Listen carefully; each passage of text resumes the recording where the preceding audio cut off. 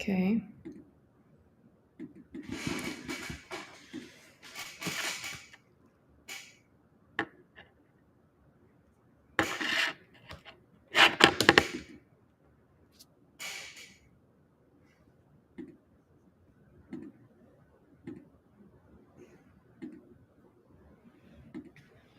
Vamos a esperar ahí que. Hi guys. Vamos a esperar ahí que se conecte. We're gonna wait for a little bit of people to connect, and we're gonna go ahead. Hi Magneto, how are you?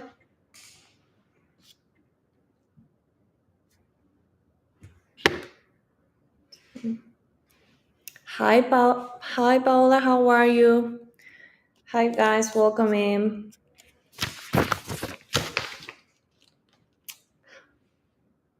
Hi Chairman, how are you? This is exciting, guys. Welcome into the live stream for today. We're going to have a really special guest. We're going to be interviewing Brayan Valencia, an ex alumni from Epic Flight Academy. So if you're interested, just stay tuned. We're going to wait for a little bit more of people to connect. We're going to bring Brian in so you guys can meet him. Hi, Icy. How are you? You're asking how can I join your flight school? We're gonna be answer a lot of questions at the end, especially if you want to join to Epic. We're gonna answer all those questions at the end. If you have any question for Brian when he get into the live, you can make it right away, and I'm gonna put it out for him. Hi, Servienta, how are you? Are we flying? No, today we are not flying. Today we are interviewing one of our ex alumni, Brayan Valencia. He's now a pilot for American Airlines, and he started here at Epic from zero to hero. So he did all his training. He had a couple hours before in Colombia, but he's gonna tell his story of how was his career and his path all the way up to the airlines. Hi, Griselda, how are you? Hi, King. How are you? How are you? We're just gonna wait for a little bit more people to connect, and we're gonna go ahead and bring Brian.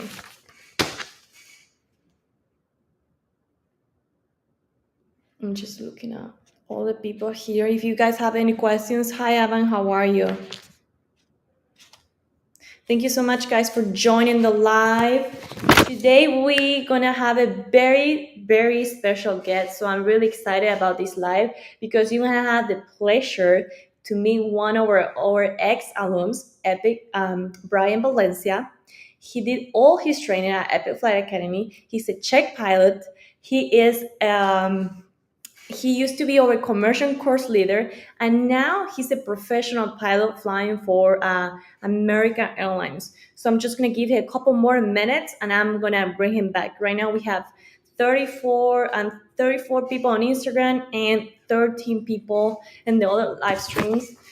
Naomi saying, hi, thank you for having this interesting interview. Is this program in the US? Yes, Naomi, this program is in the US. We are Epic Flight Academy. We are flight school located. Our main campus is located at New Smyrna Beach. Currently, we have 9 locations. If you are interested to see what is the best fit for you, I always recommend going to our homepage, Epic Flight Academy, and you can find the best location for you.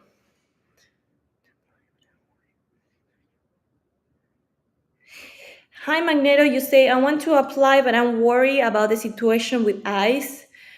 Is it safe to be in Florida? It's very safe. I am from Argentina. You're going to meet Brian. He's from Colombia, and we both did our training here. We 100% recommended to do it.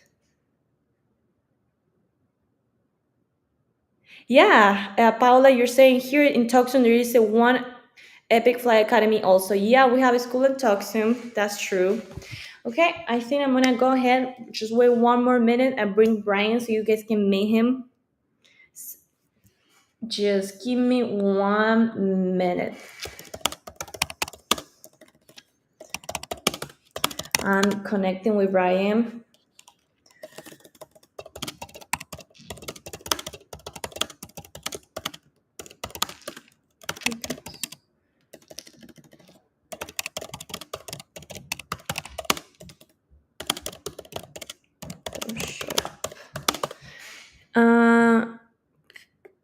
Says Peter, hi. Can I do my private pilot license alone for a start? Yes, you can start with any license. We also receive transfer students, so you can start with zero experience here. I'm sorry if I pronounce your name wrong. I say I got my MEI CPL from Epic long time ago. Can I still enroll in this program? Absolutely, you can. We receive students from all around the world. You can have no experience, or you can be a transfer student. We will love to have you back. So if you're still interested, what I recommend is go to our homepage, fill out the pre-enrollment form, so you can connect with one of our recruiters, and they will let you know all the steps forward. Then we have Cab. It says, "Hi, good day. I'm a licensed commercial pilot with instrument rating here. Just wanted to ask how much is your multi-engine course and what are the requirements? Thank you." So about I will stay tuned for those kind of questions. We're gonna answer all that at the end of the video. So, okay, guys, I think I'm ready to present you our guest from today. Thank you so much for joining this live. So, I'm super excited about today's guest. This is gonna be a great one because if you guys are interested in aviation, personal growth, or just chasing big goals, today Brayan Valencia is gonna be joining us. He's a former student from Epic Flight Academy. Now a Boeing 737 pilot for American Airlines. He went through the full to zero to hero program here at Epic, and earned his way to over 1,600 hours as flight instructor. And he became a check pilot and course leader before making the jump to the airlines. But that is only just a part of the story. Brian is also a mindset coach, a fitness enthusiastic, and now he's a content creator who, who shared his journey to help others to grow and stay motivated. Now he has logged approximately 5,000 hours and for more than a decade of experience. I'm gonna go ahead and invite Brian to the live so you guys can meet him. So let's see. Hi Brian, how are Hey you? Anna, how are you? How's everybody doing? So happy to be here. Well, we're so happy to have you today here. I was telling people a little bit about your journey here. I would like you to present yourself a little bit so people can just a little intro so they can kind of know what is going to be happening today. Oh, that's awesome, Anna. So first of all, thank you, Anna, for the invitation. As a former student from Epic Fly Academy, I'm really proud and really happy to be here with all of you guys. So who doesn't know me, my name is Brayan Valencia. I'm an airline pilot right now, typed on the 737. I've been flying for over 8 years on the airlines. I did all my flight training initially in Colombia. I did like 30 hours. And then I came to United States and did all my training at Epic in New Smyrna Beach. It was a really good time of my life. I was there for almost 3 years. Did all my hours. I choose the path to be a flight instructor to build my hours to get into the airlines, and I did like almost 2 years of flight instruction at Epic. And since that, I just been the airlines, living the life, and just growing every single day to get out my best. So I'm really happy to be here with you guys. Today, we're going to talk a little bit about the process, challenges, things I went through in training, what am I doing today and day, and any questions you probably guys have, feel free to just throw them at us because this space is for you guys. It's for you guys to have a little bit more understanding and information about how the airline life works and also how to get there. And I wish, and this is something really important, I hope you guys take advantage of this. I wish in my time when I started back in 2013, I had these tools, but I didn't. And because I did not have these tools, I lost a little bit of money just because I didn't have the correct information. So take advantage of this. These are really good tools so you guys can have a better understanding and just see what tools you have today in order to get to that point of your life. So really happy to be here, Anna, with you. Thank you so much, Ryan. It's our pleasure to have you back because you were an ex-alumni.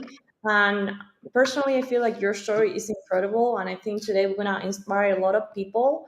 I just want to tell everybody who is watching this live stream, please, if you have any questions, this is your time to ask.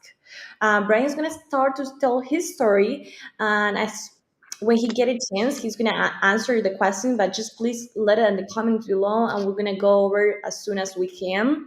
Yeah, Um, this is the opportunity, like Brian said before. Back in time, we didn't have these resources, so I feel this is gonna be great for you guys. I'm very excited about this. true, So true. let's go ahead and start the first question, Brian. And is how why did you want to become a pilot? Let's start from the very beginning. Why did you want to become a pilot first? Okay, so I made that decision of that I wanted to be a pilot when I was around 12 years old, because I used to live in Colombia, South America, and also in Boston, Massachusetts. Every 6 months, I was traveling with my parents, and I had the opportunity to like be flying in airlines all the time. And one day, I just told the pilot that I wanted to like go see the cockpit, and that was like the first indication. Like, look, this job looks really good. Like, I like this. But then after the years, I just the idea went out until I was in ninth grade in high school, and college came to. It was like a fair of different types of careers, and one of the companies that went to like show the pilot career was a fly academy in Colombia. I spoke with the pilots, and one of the most important things they told me that day was, Brian, this responsibility of flying people and working as a team is the best feeling ever. And that just got into my head. I was like, man, that sounds really interesting. Like flying people around, working as a team, taking people from point A to point B, traveling the world, visiting different places, different cities, always interacting with different people because you're never going to fly with the same people. Also having those views, the sunsets, sunrises. I was like, I want to be a pilot. I want to do this. So I spoke with my family, and they couldn't help me entirely with the career, but they told me you have our support, and let's make this happen. So I finished high school and I started looking for flight schools. So that's the reason how it all started. How important is to having the right support, even when you think that you cannot do it? Having the right support is always one of the best tools that you can have in Yeah, a. true, true, true. So let me ask you. So when did you start flying? Because I know that you did a couple hours back in Colombia. Tell me how Epic Flight Academy came to you, and what it make the decision for you to say, "Oh, I want to go to this flight school in Florida." Oh, Because okay, that was so years ago. So you will believe like I don't know how you find it. So if you can tell me a little bit more about that story, it would be great. okay, yeah, that's awesome, and that's a really good question because Epic came in the best moment of my life. Like, I started studying in Colombia, and yeah, I'm gonna speak about Colombia. I don't know how its flight schools are in other countries, but Colombia's are really strict. Like in Colombia, there's a little bit of attitude, a little bit in the profession. Um, and when I started studying in my flight hours in Colombia, I was feeling a little bit overwhelmed. A little bit overwhelmed. There was too much pressure because flying instructors in Colombia have to be retired airline captains and air forces. It's not like in the United States that who teach our CFIs, MEIs. It's different. So I was going through a little rough moment in my career, and a friend of mine that left the academy in Colombia, came to Epic and started calling me like, "Man, you have to come here. This is way better. Even the pilot skills here and your instrument rating, you start time building with other pilots, so you're able to go on the Cessna to like 3 hour, 4 hour flights. In Colombia, you can never do that. So I was like, he was telling me that I was able to grow quicker and that my pilot skills were going to get better if I went to Epic Fly Academy. So he called me like at least 4 to 5 times in a month trying to convince me to get to Epic. So I was able to withdraw from the flight school in Colombia. I got to United States. I went directly to New Smyrna Beach, and since day one, since I walked in, the way they treated me, how they were willing to like help me, guide me, I was like, this is the best place to be. I felt welcomed, and I was like, let's do this immediately. So that's how I found out about Epic. That's amazing. That's truly surprising that literally 10 almost 10 years ago you go to a flight school in Colombia and they tell you, "Oh, hey, go to this flight school in Florida." Like Yeah. Yeah, that was really good. We have a couple questions in our chat. Someone say is asking, "Does this video will be saved so I could watch it later?" Yes, we're gonna Hmm. save this video in all social media, and all Epic Fly Academy platforms. So you guys are welcome to watch it afterwards. Then Alvaro is say, "Hey, what's up, Ryan? Brian is a legend. Great to see you both. Thank you so much, guys." Thank you, brother. For all more questions, we're gonna keep answering. Now I want to ask you, Brian. Um, Hmm. tell me a little bit.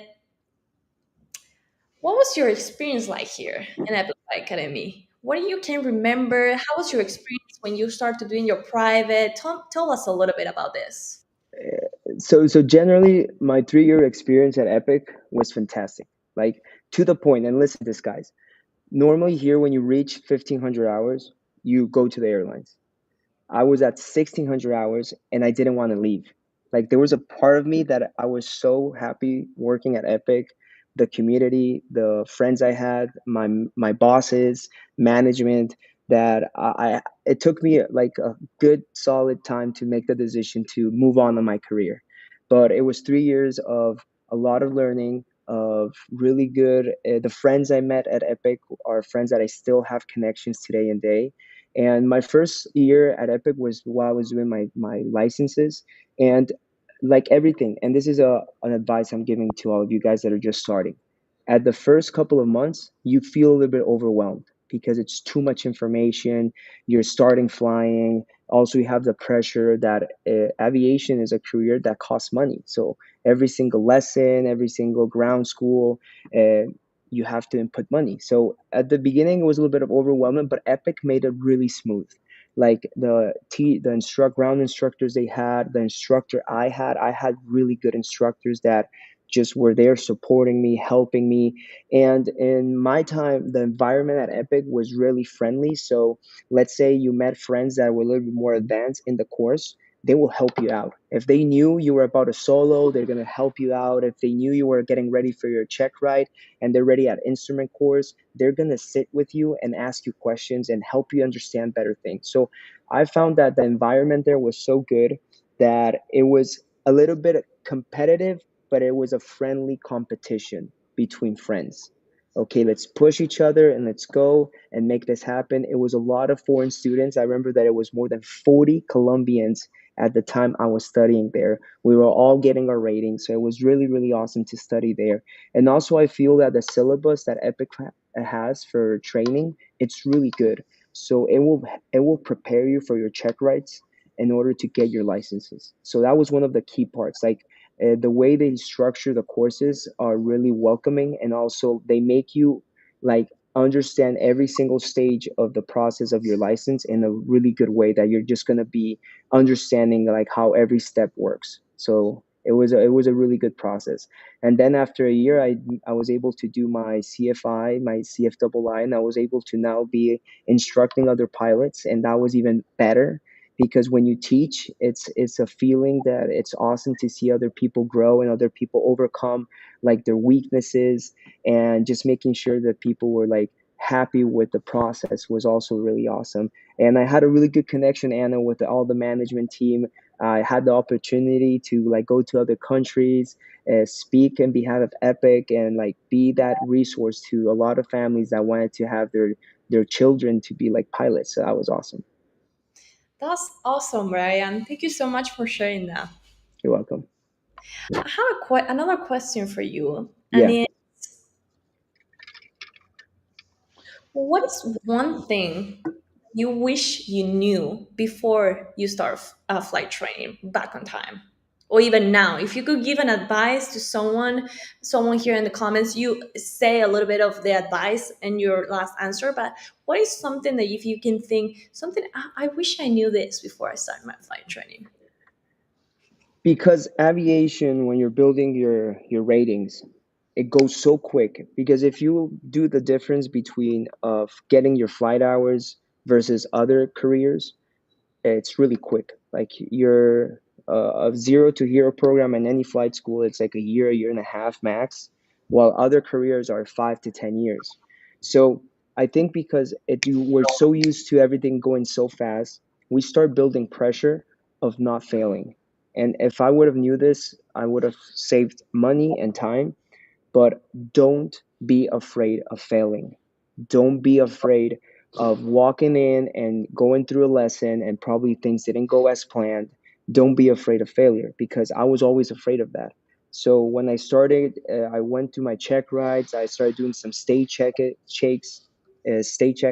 I was so worried about failing that it kind of distracted me a little bit in the cockpit, and I was not able to perform as good as I was able to.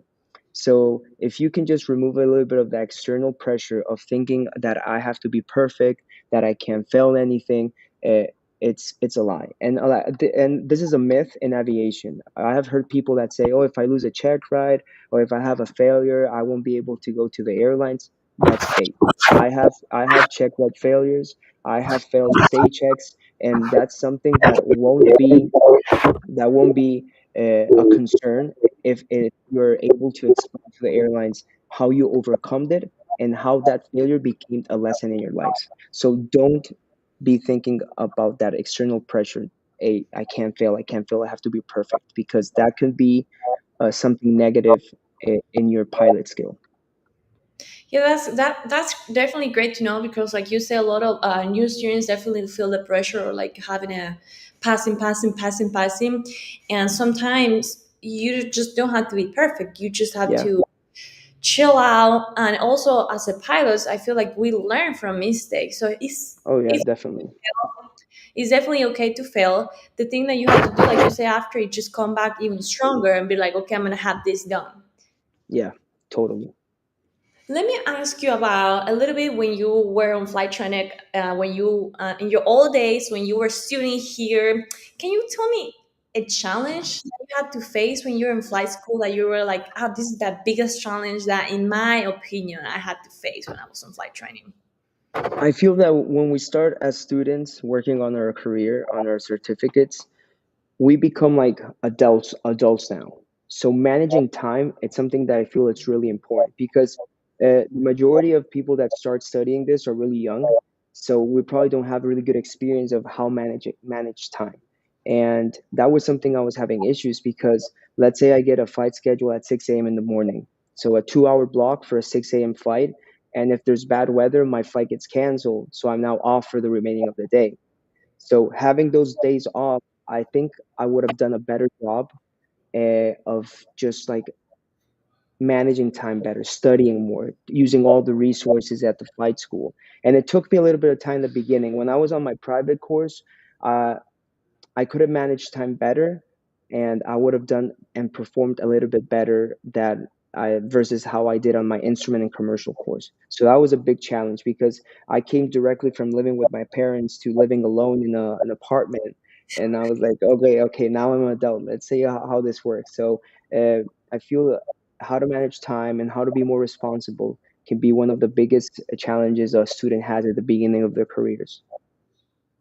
Okay. So let me ask you a question. You did from zero all the way to hero that you are now. Which one do you think, in your opinions, was the hardest license to get? It was your private, Um, your instrument, it was your commercial, your multi, your CFI. Tell us a little bit about that. Your I, I, experience, you were a flying I, instructor, so maybe you have a personal experience, and then you see students struggle with something else. So if you can make that comparison too. Okay, I'm going to speak about the three primary licenses, and then I'll do the other difference between private instrument commercial. I feel instrument was like a little bit more of a challenge, because we come from flying, looking outside on the private, doing all of these maneuvers, learning how to land a plane, learning how to feel the plane, um, and then you transfer to another type of knowledge that you're just looking inside, and it's more technical.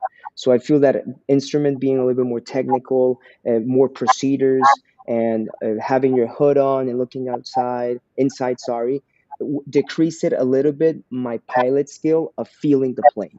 So I had a little bit of challenge there, and I feel instrument can be not impossible, but just a little bit more difficult, because you're shifting a little bit the mindset of, okay, I'm going from looking outside and flying and feeling, now looking inside and trusting my instruments. So That's something that took me like a good solid 4 or 5 lessons to like get it.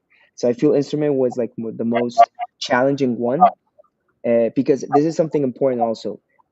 Do not let other people create fear in your head of about their experiences.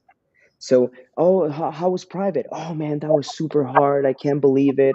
I failed my check rate like 3 times, and then you start creating that pattern in your head. Oh, private is really hard. Private is really hard. And then the first lesson you're gonna have, you already have uh uh you're already on your defense system. You're already thinking this is gonna be hard. And remember, guys, whatever you're thinking and saying, that will happen. So everybody will have a different experience. So I'm going to change the word of difficult or harder for challenging. Challenging. It was more challenging, the instrument, and the most one that I have like fun was commercial. Commercial was really fun because you ready at the point that you're in the commercial course, it's just combining all the maneuvers and all the instrument and just flying and having fun. So a commercial was like way more funner than the other. And you're able. In my case, I did commercial first on the multi-engine. So going from flying a Cessna to a Seminole, it was a lot of fun. That's awesome. I think it's Yeah, very true. I'm doing all my commercial, and I agree with you. I think in my experience also, I feel like instrument was very challenging for me to more than private. yeah, it was. We have a comment here. Naomi said, "Great tips about the time management coming from an adult in my 40s." That's a good question. Also, do you think there is any top limit age to become a pilot? Like, can you become a pilot when you're 30, when you're 40, when you're No, 50? no.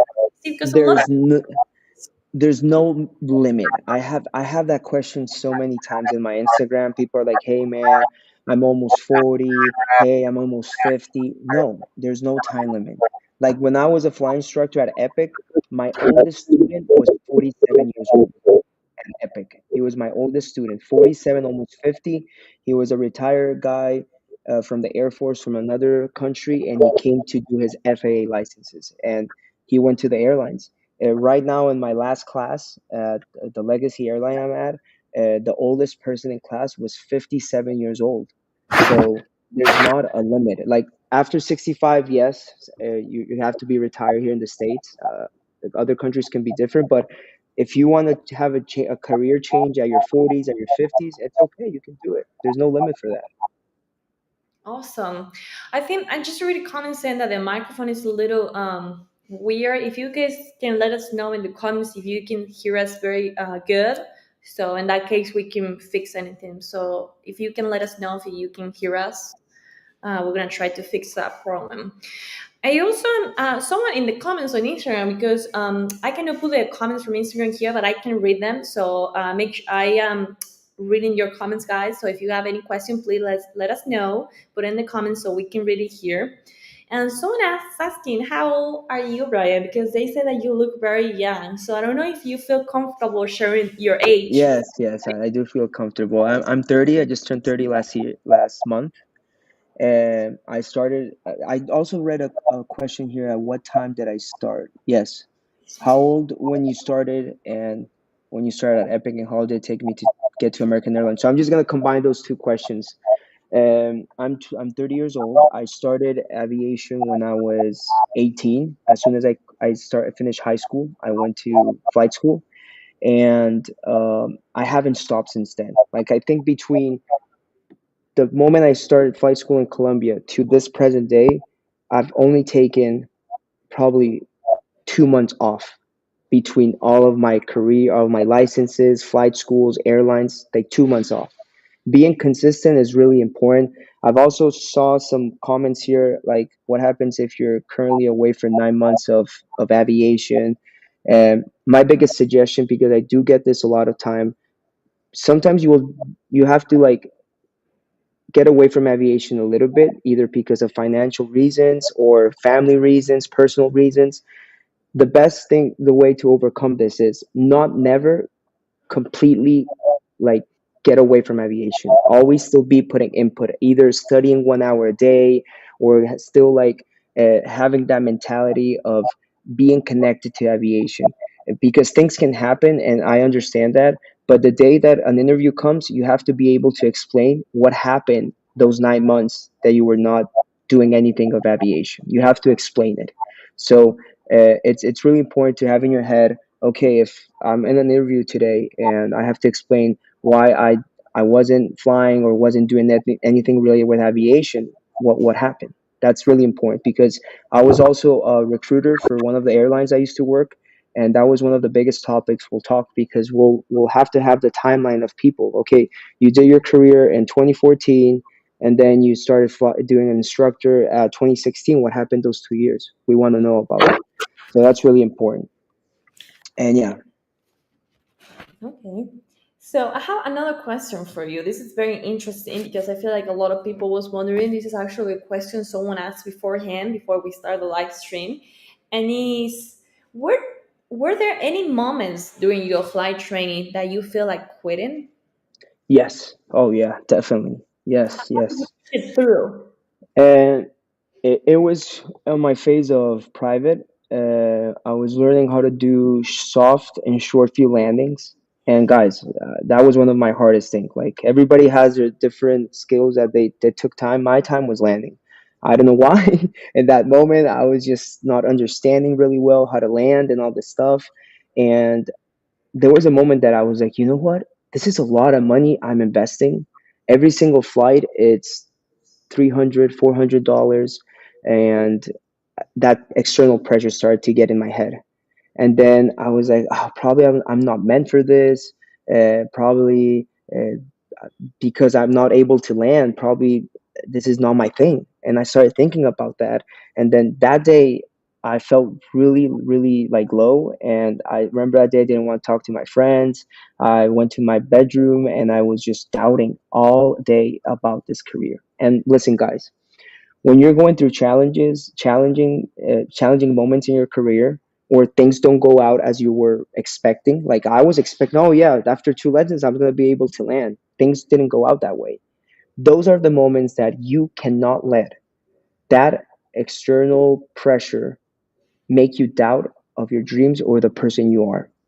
Because that same day, I remember I sat down after I vented out a little bit, and I looked at myself in the mirror and I was like, you want this. You want to be a pilot. You feel it. You have to listen to your intuition. You cannot listen your fear. And then that was the moment that I was like, every single moment a challenge comes, I have to face it, but taking value of who I want to be. And after that, guys, like my mind mentality started shifting. Like, yes, I had a really bad experience today. I didn't do that good, but every single failure or every single lesson you did not do that good, it's still a lesson in life. So in that moment, I was like, you know what? I have to face this. I'm not good at landing. I'm going to get better, but I'm going to make this happen. So just don't let that little doubt grow when you're facing a challenge. You just cannot let that happen. And one of the biggest suggestions I tell people is always vent out with a friend. Don't get those all those thoughts in your head. Just don't keep them to yourself. Call your best friend, call your parents, vent out with your flying instructor. I remember I use my flying instructor like my best friend. Like I used to just vent out with him all the time. Like I'll call him late at night, like, hey man, I'm nervous. Tomorrow's my check ride. I feel like this. And venting out helps a lot. Also, journaling. If you're a person that likes writing down your feelings, write down your feelings. That can help also to overcome those, probably those um, doubts you're having or fears you're having in that moment. Well, thank you so much for that advice, Ryan, because that's You're truly, welcome. as a pilot, I feel like what you're saying is everything for me, especially for when you're on flight training. Like you said before, sometimes you have an idea and you come here and then you're like, oh, I want to do this in one flight, and then you don't get it done. And then you start building that frustration, and Yeah. how say how important it is to have friends and have people to talk to, because at the end of the day, you are here also, to have a good experience. Yep. Like you are now in a major airline, you are a professional pilot, but you are talking to us, you really remember your old days here. So that the Yep. experience has to be good. The idea, what I like to tell people is when you're doing flight training, if you just stress all the time, you're not having fun. When you are like 40, 50s, you're gonna look back at that time, you're like, oh no, that time was horrible, I will never do that again. Instead of you Yeah. just push it through, having fun. So that's really amazing. Yeah, no, you have to have fun. You have to have fun in this career. It's a must do. Someone's asking Christian. He say, "Hello, Brian. Um, sorry, I say, hello, Brian. Been following you for a while, and you have been an inspiration for me since you were in the regionals. Question: when would you recommend looking into the regional cadet program?" And the regional cadet programs, he said. Yes. Okay, there's a lot. There's a lot of regional cadet programs right now going on, and I feel all of them are good. All of them are good because I've heard people say, "Oh, but the agreements you have to get, you have to like match the company. It's too much. Like they're asking for 3 years of flight instructor, and then you have to be living in this base." So my biggest advice is when you look at a cadet program, look at all of the rules and what the agreement looks like. If that agreement matches what you're looking, if they're based where you want to live, if you're willing to instruct the years they're telling you to instruct, if the company airlines that they're working with are the airlines you want to fly for, so that's the cadet program you have to be at. So, in my case, if I can rewind my time and go back, I'll join any cadet program that'll just give me the opportunity to grow. That's it. That was my mentality. Like with the mentality I had around was looking for a job and all that stuff. The airline that'll give me the opportunity to be a pilot, that's the airline I'm gonna go to and work and keep and do my best. So find and that form of agreement that you're looking at the cadet program, look what applies to you better and your quality of life, and that will make you feel that hey, I'm happy there. That's the best advice I can give you with cadet programs because I feel all of them are good. And this is something like listen wisely when you ask advice to other people because I feel that in this industry of aviation, because it has had its high and low moments, you can speak to a pilot that his career has been just really good luck, really good time, and really good effort. So his experience has been awesome. But if you ask another pilot that probably went through furloughs, that had a really rough time getting there, their experience could be a little bit negative. So if somebody tells you about a cadet program, no man, don't go that. The airlines they work at, they're just bad airlines, and I just had bad experience. Remember, that was his experience. Doesn't mean that it has to be your experience. So just look into each cadet program and also look at their Instagrams or Facebook.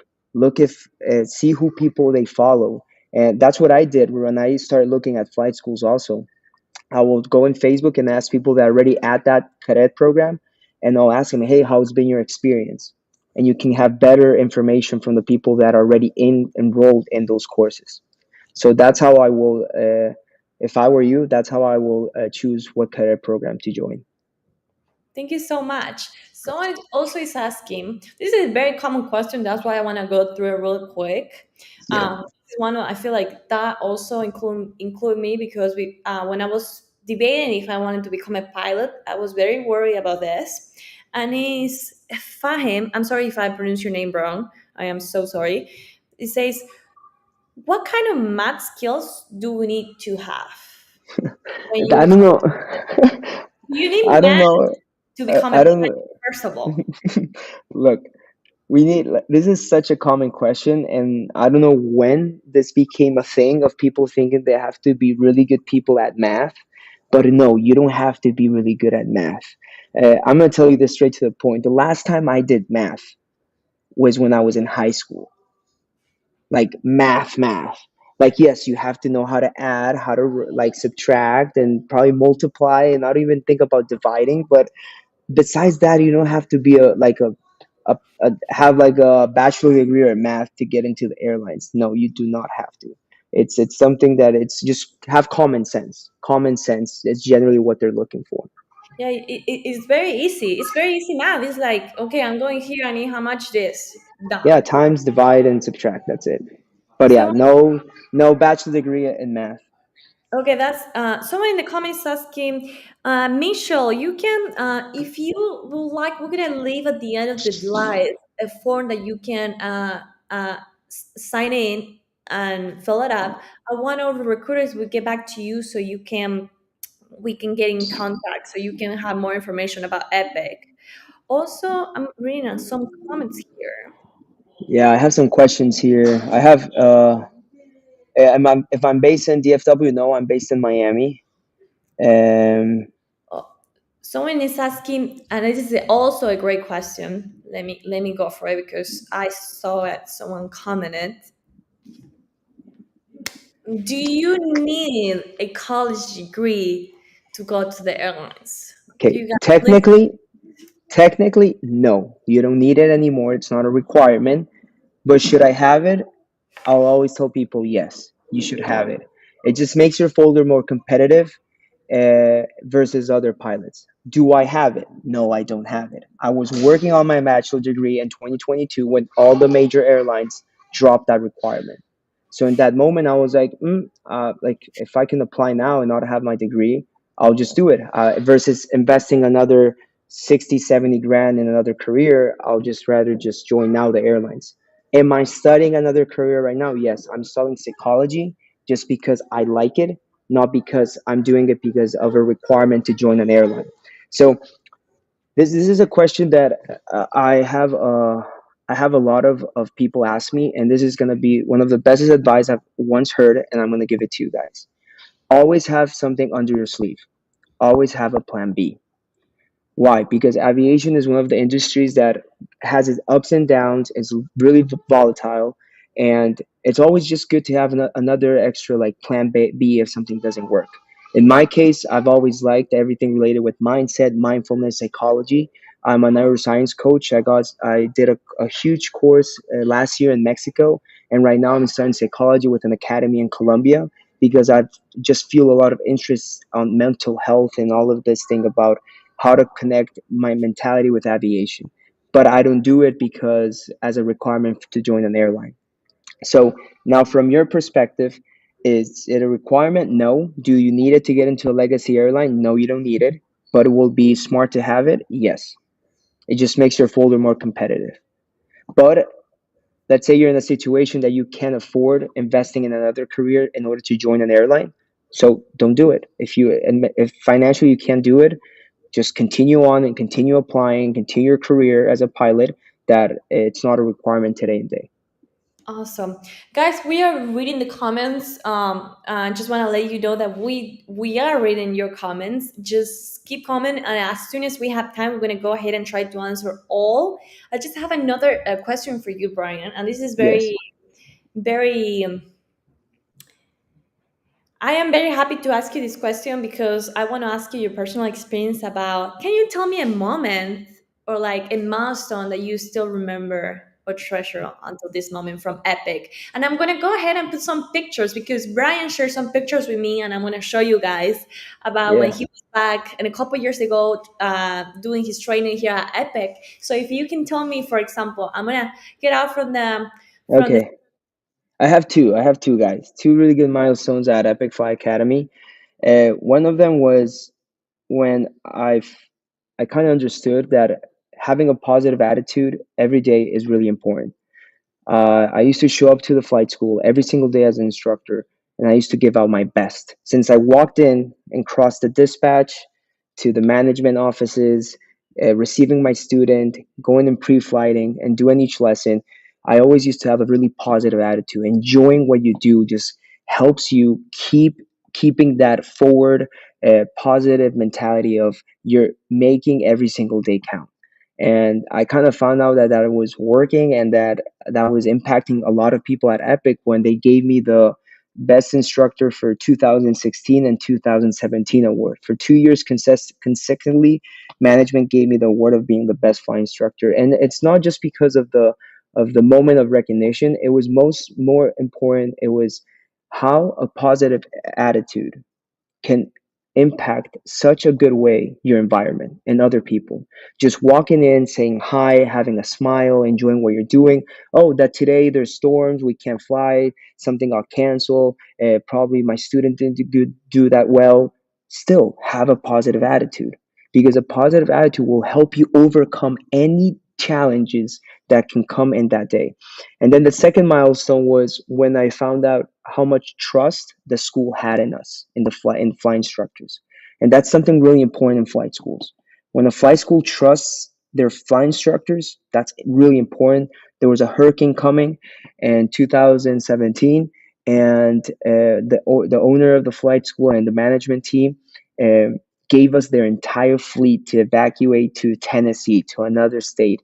And I was in charge of the Seminole, a brand new Seminole PA-44 G1000, and another 16 Cessnas. So it was 17 planes flown by flight instructors and their families and pets, and we all went away with the entire support of the management and the owners of Epic Fly Academy. They gave us hotels, they gave us per diem, they paid us the food just to get away from the hurricane, be in a safe spot, and also like take care of the fleet. So that was a really good moment in my career at Epic. So I really enjoyed that a lot. Okay, as Anna comes back, I want to answer another question here. Did you spend your entire CFI career at Epic? Yes, I did my entire 1,500 hours at Epic. I did all my ratings at Epic. And how Okay. much were you flying average? At Epic, I was flying a lot. I was able to fly a lot of Epic. I was averaging up between 70 to 90 hours a month when I had my three like CFI ratings. When I was doing CFI, CFII, MEI, check pilot, like I was working a lot. This is another thing. Whoever here is thinking of being a flight instructors and think they cannot make money, you can make really good money as a flight instructor. I used to make really good money as a flight instructor because I used to just work a lot and I loved it. I loved working and teaching. So that was awesome. So that's why I'm saying having a positive attitude also helps you work a lot and just find passion in what you're doing. And also it compensates you financially. Well, thank you so much. I don't know You're if you welcome. see the picture that I put there. I don't know if you can tell us a little bit of the story behind this picture right here. Okay, that's a really good story. That's Sebas. That's one of my favorite students that I had. Sebas right now, he's a really good pilot in Colombia. He flies for a company. He does crop dusting. He's one of the most experienced pilots there, and he's making a lot of money there also. And we still have really good tight connection. That was when he did his commercial course. We really bonded together in that course. It took me like 3 weeks to do his commercial course, and he did fabulous. He did really good. He was on spot, and that's one of the pictures I just took and have still on my phone because it was a really good experience with him. And that used to be one of our old Seminoles, our PA Yeah. six pack instrument. So I used to love that. I remember when they took them away for the fleet. I used to love still flying six pack and then Garmin. Like combining the both was really good because it just gave really good experience to the students. Well, thank you so much, guys, for keep commenting. We are reading all the comments. We're gonna answer as soon as we can. So I'm gonna ask you is if we have partnerships here at the school, and the answer is yes. You can come and join Epic as a student, and we have tons of partnerships for airlines that you can join while being a student. We have the Aviate program, we have Breeze, we have a lot of paths for you to choose. To be more specific, I will always go check our homepage, Epifly Academy, and connect with one of our recruiters who can fill out the pre-enrollment form, or you just can Google our partnerships. The whole list is going to show to you. And I have a very important question for you, Brian. We're going to just move a little bit forward of the story. And can you tell me how Epic prepare you for the airlines? How do you think that Epic prepare you for you to be today in the place that you are? So one of the most important things I have to like be grateful for Epic was when you're a student at Epic, you start getting your schedule, right? And your schedule works like literally like a flight in the airlines. You come in, you check in, you go do your pre-flight, you look at the maintenance logbook, you check if the plane's okay to go, you fly for 2 hours with your flying instructor, and then you come back, you debrief, we speak about what went good, what went bad, how we can improve it, and then you just continue your day. And that same pace, it also helped a lot of me integrating that in the airlines because airlines the same way. You show up to the airport, you check in, you go get your plane, you look at the maintenance logbook, you go do your pre-flight, you come back and you fly passengers from point A to point B. Takes 2, 3, 4 hours, and then you just go to the hotel. You just go back to your city. So that pace that I used to have at Epic of instructing, of getting my ratings, helped me a lot in order to like understand how the airlines work. Yes, it's different, but that same pace of schedule helped me a lot. So that was something that Epic prepared me really well. And also, I feel that all the responsibility Epic gave me when I became a CFI, a check pilot, also helping evacuating the fleet, gave me a lot of mentality that, hey, this job comes with a lot of responsibility. So when I became a captain for the first regional airline I went to, when I was a captain at 24, like all those skills that Epic like helped me develop helped me a lot in order to going from the right seat to the left seat of an airliner. So that helped me a lot also, just having that mentality of responsibility. That's very important, and that's also good to tell people, because sometimes you're young and you're like, yeah, I'm gonna be a pilot, but being a pilot comes with the big responsibility. Not only because when you go to the airlines, you're gonna be flying passengers, you're gonna be flying yourself, and your Yeah. life is important too. So you also have to have a good decision making, and I definitely think that Epics helps you develop in that skill. Yep. True. I have a someone says, which state are you guys located? We're the main campus is located in New Smyrna Beach, Florida. We have other locations too. We have one in Tucson. To see more details on the locations, you can visit epicflyacademy.com, and you just type locations, and they're going to be a full list for you that you can check on. Also, I want to ask you, Brian, how is to like fly for a major airline right now? If So you tell us a little bit about your process, how many hours did you have when you left Epic? How did you go to the place that you are right now? okay, so I left Epic with 1,600 hours. I got hired by a regional airline based in Indianapolis. I flew the Embraer 175 for them. I flew almost 5 years for that regional airline. I was based in LaGuardia and Miami. Then I went to Boston as a captain for 2.5 years. And that was a really good experience, being based in one of the most um, complicated airports and then winter operations. It was one of the best experiences I ever had. And then I went to a major low cost airline for almost 3 years. I flew the Airbus there for over 1,600 hours. Also gave me a lot of experience of international flying, a lot of Caribbean flying, and flying bigger jets. And then got to a Legacy Airlines 7 months ago, and the process has been really good. It has its moments where I had to like, okay, uh, I want to be there. What do I have to do to get there? Right, and that's a question every single person in their careers have to make. Like, I want to go to point A. What do I have? Who person do I have to become in order to get there? So always being responsible in your career, doing everything accordingly as the airline prepares you and instructed you to do. It's also really important. And when I say responsible, is every time you show up to a cockpit, you are well slept. You have rested enough. You're hydrated. You have up to date all the procedures of the airline, and you're just ready, because the day that something doesn't happen accordingly or as a standard you're always used to, that's when the moment comes that you have to be prepared and show like all your skills. So responsibility is something really important. And right now at the moment I am with this airline, I'm really grateful, really happy that everything has add up to get to the point I'm at. And one of the biggest things I've told people is do a lot of networking. Like, one of the biggest things that helped me to get to the point is networking, connect, always ask for support. I've had so many mentors. Probably I have like 6 or 7 mentors that have helped me get to this point, people that I've admired and that I've not have any like doubt of asking for help. So that's one of the biggest things that I've said that has helped me like to get to this point in my career, Anna. That's amazing. That's truly amazing.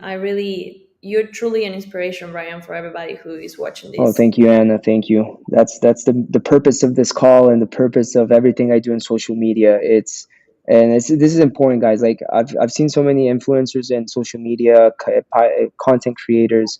Aviation is awesome. Being a pilot is really good, but Uh, I do it to the purpose that I want to help people understand this better because I was in that position. I remember there was moments that I wanted help, but there wasn't people that could help me.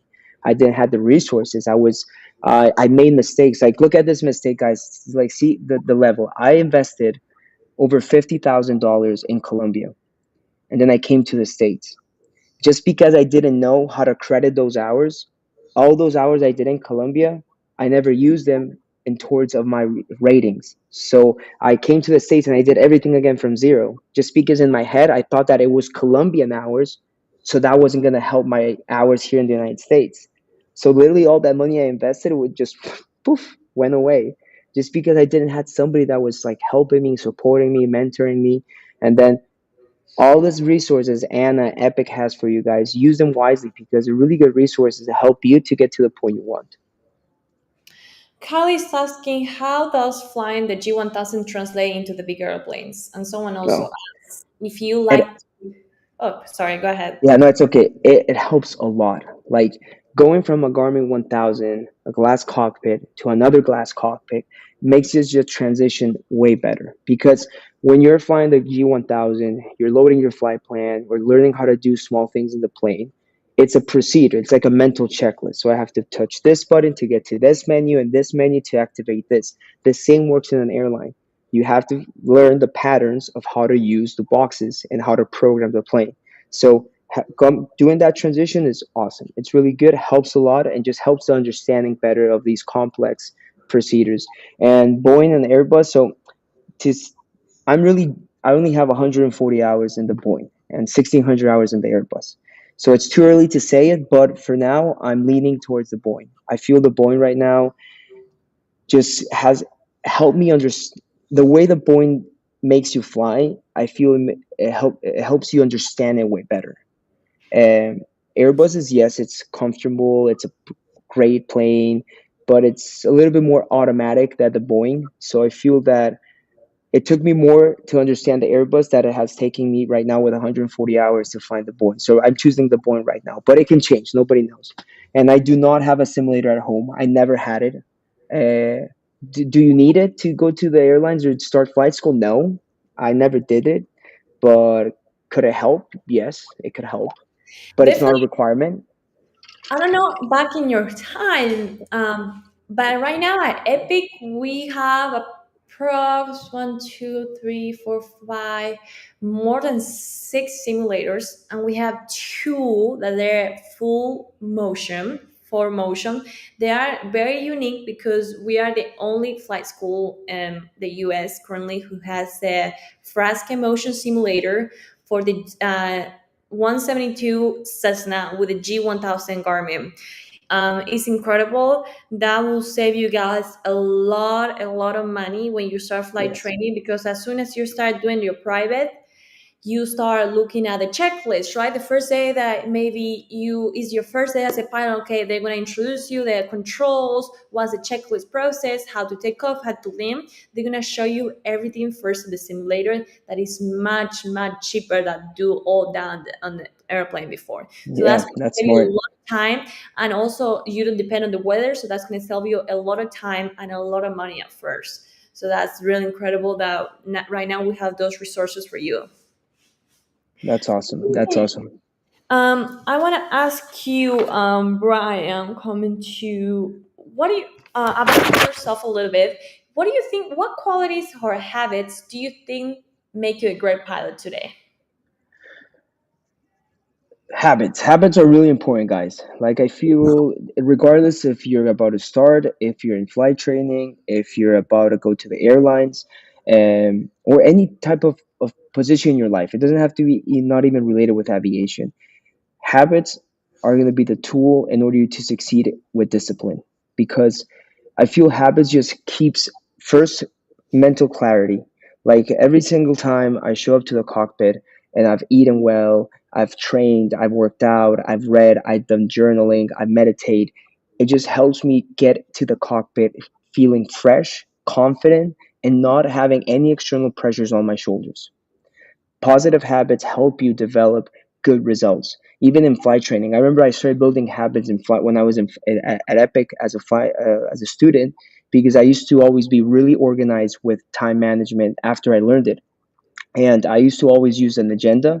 And guys, you can use Google Calendar. The night prior, just go out and put your entire day out. What time are you going to fly? What time you have ground school? At what time you're going to work out? At what time you're going to read? At what time you're going to eat? And just having a good time management in your agenda helps you so much to just be at one, feeling coherent of that what you want, you're working towards it. Because the worst thing a pilot or a person can do is want something but not act accordingly of what they want. So I want to be a pilot, I want to be a pilot, I want to join this airline, but you're not studying, you're not doing nothing in order to get to that point. So habits are just really, really important and just helps you just be not be become a better or bad. Just I feel it keeps you sharp, keeps you really sharp. Thank you so much, Brian. You're Thank you welcome, so much. Anna. There is anything that you would like to share, tell people, and then we can go ahead and start answering some questions for the end of the live today. And no, first of all, thank you, Anna, for having me here, and for everybody that's been hearing. My biggest advice right now with aviation and with choosing a correct flight school is hear people like about my experience, because that's really important. I will always recommend Epic is the only flight school I recommend today and day, just because of the experience I've had. Not saying that other flight schools are bad, but this is my experience. I've had a fantastic time at Epic, great support. I remember that even when I had moments that I was not, that I was really close to finishing, and I was running short on funds and things were not working out, Epic was there to support me. So not a lot of flight schools do that. So that's why I always recommended school, the environment, the management team, the bosses, the community you build there. Every single month, I don't know, Anna, you guys still do this, but every single month in my time, they had Student Appreciation Day. So yeah, Me, they still do it. It's me, awesome. Like they yeah. go out, they cook for you, they do barbecues, they bring food, we do events, and it's just that kind of things for foreign students that come and leave their family behind in other countries means a lot. Means a lot because you're finding a safe space where people are caring, and that's important. Because when you feel in a safe space, guys, you're going to perform well. You're going to perform well with trust and with confidence. And the other advice I want to give you guys all is, regardless of how the industry is showing today and day, because a lot of people text me, Brian, the airline stopped hiring, things doesn't look good, elections, there's wars, and this, and the economy is just getting tighter. Guys, it's always been like that. That's life. And that doesn't have to affect your dream to become a pilot. So my biggest advice is do not stop because of the things you're seeing outside. When I started my career, people used to tell me, Brian, don't do that. They're not hiring. They pay really bad. There's a lot of conflict internally. You're probably going to get furloughed and all this stuff. And I was like, okay, like, why do I have to bring that fear in my shoulders in order to accomplish my goals? So just do not stop. Continue doing your hours. There's always going to be pilots needed to fly, regardless if they're hiring too much or too low. There's always going to be a need for pilots. So just do not let external factors, external pressures, just stop you in your career. Just do it, do it. And the other thing is, I know money is an issue. Like this is it's an expensive career, but it doesn't have to become a barrier. I had I had students, guys, and this is something I've always taken in my head. I had students at Epic that were running really low on funds. They used to like sell food. They did everything in their power to finish, and they finished. They got loans. They did so many things. I remember they used to hustle and hustle to get that money, and they made it. And today they're captains flying Air 320s, 737s, 787s, and they made it. So don't let a thought that, oh, I don't have the money, to just stop you. There's always going to be a solution. In my case, guys, I had to sell everything. I got loans from the bank. I did so many things in order to finish. So don't let money discourage you in order to become that person you want to be in your career. Thank you so much, Brian. Thank you so much. It's really truly what you say that don't make anybody else's experience yours and just keep pushing forward. The comment section is going a little bit wild. We are reading you guys. Just don't want to interrupt Brian. So we're gonna go ahead. I don't know if you guys can, if you Brian can see some question. I'm looking at my iPhone so I can read the ones on Instagram besides the one from YouTube and linking them. So I'm gonna go and read you some question. One is Sarah. I look at Sarah made a question before, so I'm gonna go find it. And Sarah said, I studied in the US and came back to Colombia to fly in the airline. Is it possible to go back to the US in the future after I accumulate flight time in Colombia? To come back and work here, Yeah, is that's that the question? Okay, yes. that topic, it's a little bit complicated because each country has their own type of license. Like in Colombia, it's the uh, I forgot just the name. Like the FAA license here in the States. In Colombia, we have the other license, the Colombian license.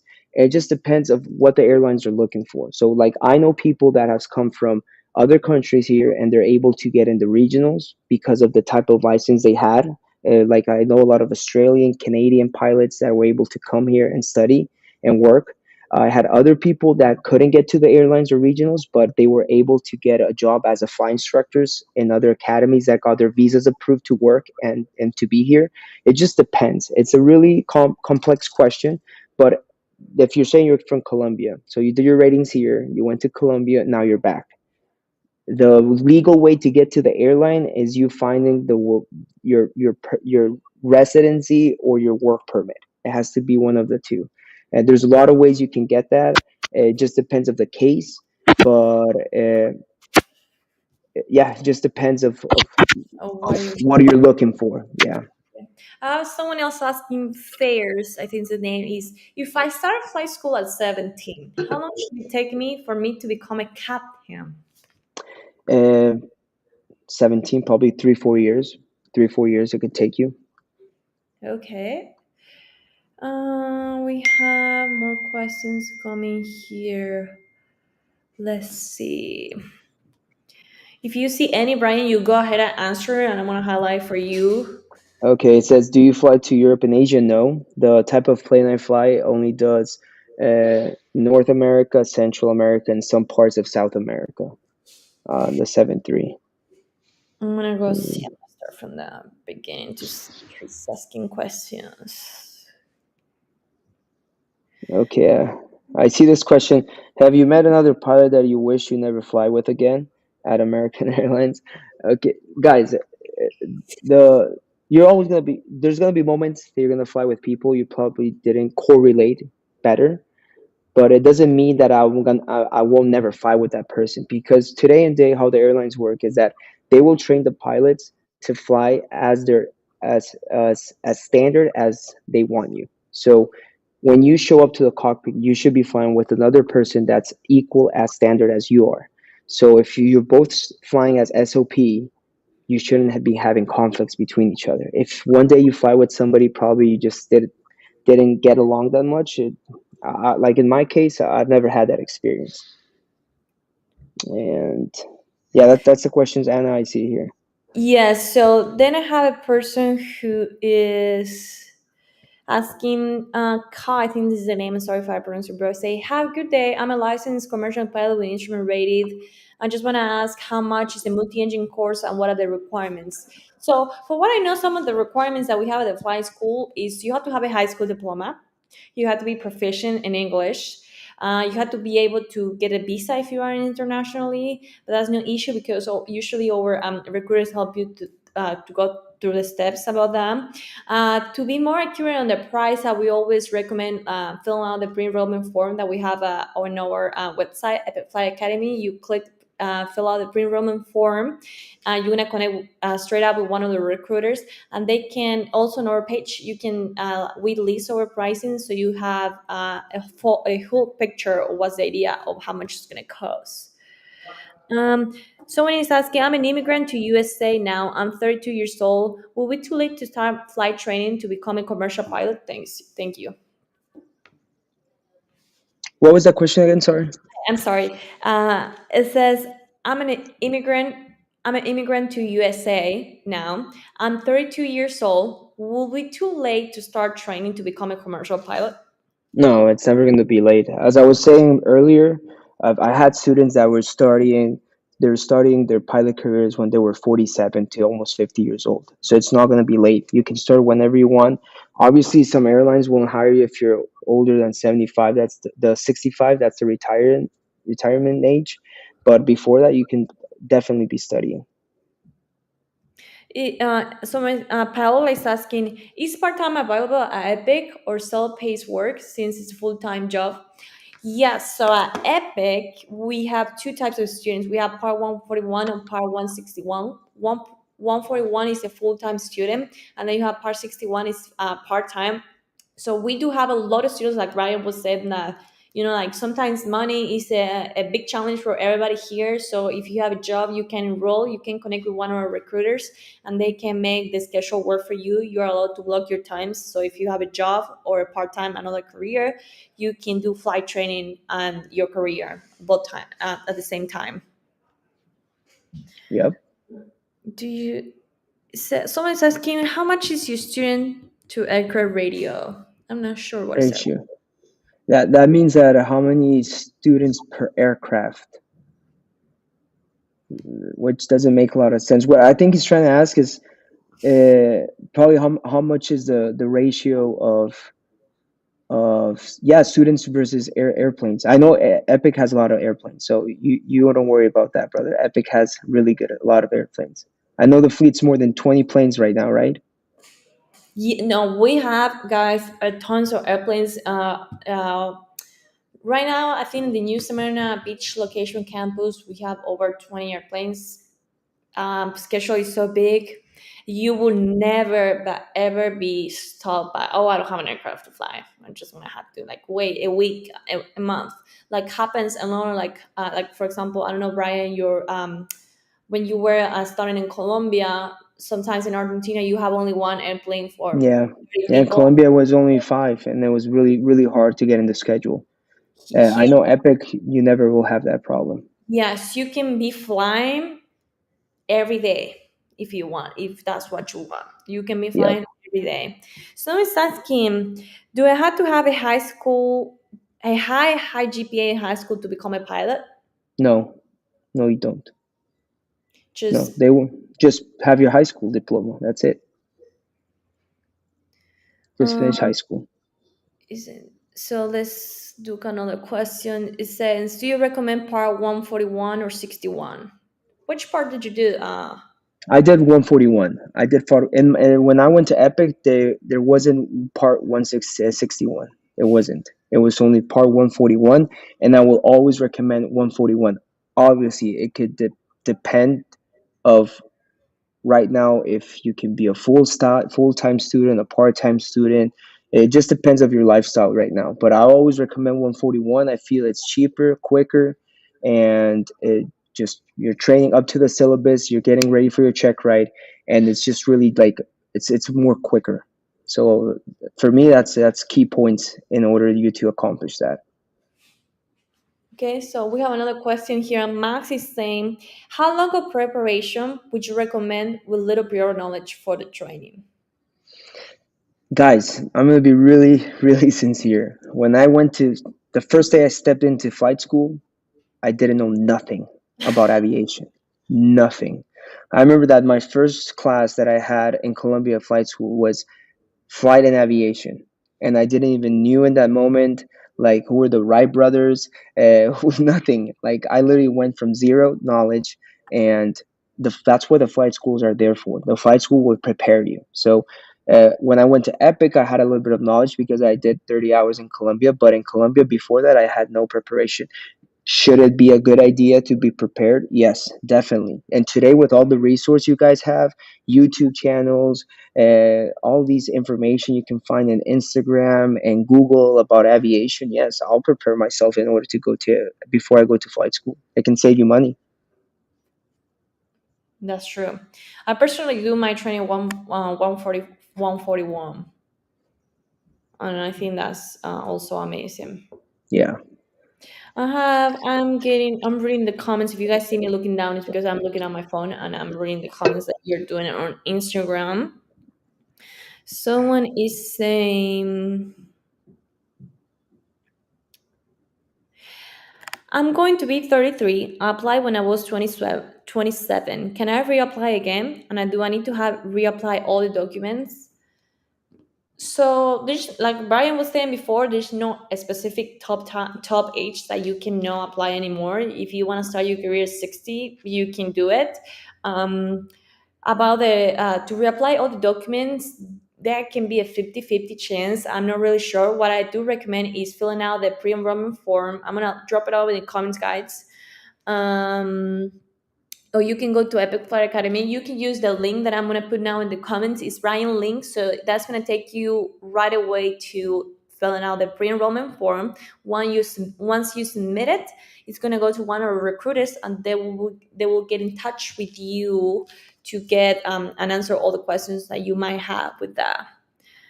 Um, it say, if I'm part 161, do I have to attend ground school? No, I think No. you don't. No, part 161 you don't have to attend ground school because the ground school it's included in the syllabus of 141. I have another question. Gilbert, it says, which major airlines do students offer from your flight school? Well, we have a aviate program that's the direct connect to United. So as soon as I don't really know on the top of my head how many hours do you have to have. You can fly for the regional airline from United, and then once you get as many hours that they require, you pass straight to the major airline. Yep, Luis is asking, do you recommend to do ground school online or in person? in person. In person, definitely in person, if you can. If ultimate you cannot, okay, cool. But if you can do it in person, do it in person. You're gonna learn more, and also it's better to learn in a group, in a team. And normally a ground school, it's like big groups of 15, 20 people. So I'll be really good because that's when you're gonna find connections, networking, study groups, and that's one of the best guys. One of the best tools I've ever did for all of my ratings, check writes, I think I've done more than 15 check writes right now, has been group study. All my ratings, I've done it with group studies. I've always find friends and I study together, and it's the best way to do it, guys. Someone asking, is aviation complex as in studying? If it is hard? I don't feel it's complex. I just feel it requires you to be a person that applies time and discipline like any other career. You just have to like know how to find your weak spots and how to get them better and how to find moments in the day to just be consistent on studying. That's it. But it's not complex. Uh, Max, is it possible to apply from Europe or is for US only? No, guys. We are flight school. We receive students of all around the world. I'm from Argentina. Brian is from Colombia. We get people from Bangladesh. We get people from India. You can apply from anywhere that you are in the world. So yeah, you don't have to be from the US. Question for Brian. How was the Yes. transition for flying GA into the regionals? So it was a little bit overwhelming at the beginning because obviously you're walking in now to an airline, you're getting ready to fly your first jet. So the transition at the beginning can be more about emotions, but technically and in skill, the airlines have a really good training programs. Like you have to think it about this way. They're investing in you all this money to get your type rating. Their program has to work. So that transition, as soon as you bring good habits with you of studying every day, being prepared for each lesson, keeping mental stress the stress low with working out, eating healthy, you're gonna that transition is gonna be really good because airlines have really good training programs. They're not. I feel the mentality has changed a lot through the years. And the airlines are not looking at programs to see, oh, who's better and who's not by. No, they want you there. And if they gave you that opportunity to work there, they're going to invest in you and they're going to provide a really good training program. Awesome. Sarah came back about the question that she came back from Colombia. I says it was personal reasons. Uh, Years have passed since I got my CPL, and I still haven't been able to get in the airline. So probably return to training, keep building hours, and apply. Yes, that's one of the best things I can tell people. And also is, guys, it's just, it depends. I'm going to speak about Colombia in this case, because it's all different in every countries. I've had people, students that I teach taught from Colombia, that it took them a year, 2 years to get to the airlines. Some of them took 10 years. Why? It just depends of the curves of how much they're hiring, who are they looking for. And my biggest advice, just continue being connected to the industry. Every 6 months, go do a sim lesson, continue studying, continue networking, just don't quit. Because I've had people that did the career, applied once, they never got called, and they quit. They quit immediately. And before I got to my first airline, I received three no's before I got the fourth one that was a yes. So there's always going to be a little bit of setbacks, but that doesn't mean you have to quit. Well, thank you, Brian. I think that's pretty much all the questions that we have. For the people who's asking about the pricing, because I'm reading here of how much is Mike is what is the total cost of flight training from zero experience to an airline pilot? Oh, this is a good question. I'm gonna go back to you, Mike, in 1 minute. Question for Brian. For Brian, is there? I'm sorry. Is there any check ride failures requirement? No, there's not a requirement of how many you can fail. You have to explain what check rides you failed, what happened, how did you train for it, and how you overcome it, and how that failure that became a lesson can help the airline. So, guys, like I'm telling, I failed my instrument rating, and one of the biggest reasons I failed my instrument rating was because I was so stressed and had so much pressure of money and that I had to perform well, that I was doing an ILS approach and I got so distracted and I went full scale deflection on the localizer. And by the FARs, if that happens, you have failure check rate. So I failed my check rate. So the way I retrained that was that I was trying, every time I was going to the airplane, I was releasing external pressures. I was not thinking about money anymore, not thinking about failing or passing. I was just thinking of, I have to show my pilot skill. So I got retrained. I did my check right again and went perfect, best ILS I've ever did. And then I moved on in my career, and that has helped me in order to see each challenge as, hey, I can do this, but I won't let the external factors affect me with this. And that's exactly, guys, what I told the airlines that I've had interviews with. Yes, I failed the check right. This is I overcome it, how I train, and how this has helped in my entire pilot career. So I'm telling you guys this because a lot of people are afraid of speaking about check rate failures. They're afraid about failing a check rate. You can fail a check rate. If you can avoid it, even better. But if you fail it, it's okay. It's part of your process. Just know how to explain how to overcome it and how to tell that to the airlines. Thank you, Brian. You're So I welcome. think we're about to come to the end. I just want to thank you so much, Brian, for being here today, for share your experience to everyone here. I want to thanks also to the old people who has connect and asked questions for Brian. Just thank you for being interested in flight training. Thank you for listening to us, and thank you so much for inspiring us, for being inspiration for everybody, Brian. No, it's my pleasure, Anna. I'm really happy for this invitation. I'm happy that I was able to tell you guys a little bit about my experience.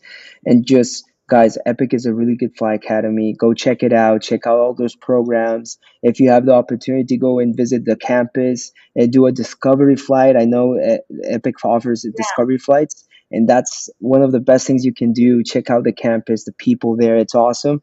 And I have you put in my Instagram there, whatever questions you guys have, I'm always answering. I try to answer all the questions, because that's why I did that social media, just to help out with all of these questions you guys have. And Anna, thank you for the invite. I hope we can do this more in the future. Yes, I'll be visiting you, Smyrna, in a couple of weeks, yeah, we so we would love can. to have you here on the campus. We would Yeah, like that'll be awesome. obviously show you guys about the comeback from Brian to the school.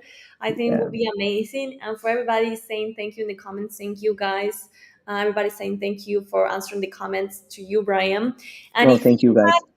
any questions about one question specific about the pricing, you can check epicflyacademy.com and we'll list our pricing right there. My biggest recommendation for everybody who is watching the live right now or maybe after in a couple of days is if you have any question or if you're interested or you don't know how to start, please visit epicflyacademy.com, fill out the pre-enrollment form, and once submitted, one of the recruiters will get in touch with you to provide you further details. Also, you can visit our website to just know a little bit more about us. And like Brian said, if you're interested in starting your flight training, just give us a call. Google us. You can get a tour of the school anytime that you want. And even better, you can get a discovery flight so you can feel how it's to be a pilot. So thank you so much, Brian. This was incredible experience for everybody here, and we are really grateful for having you. No, thank you guys. Hope you have a really good Tuesday, and thank you, Anna. We'll be in touch.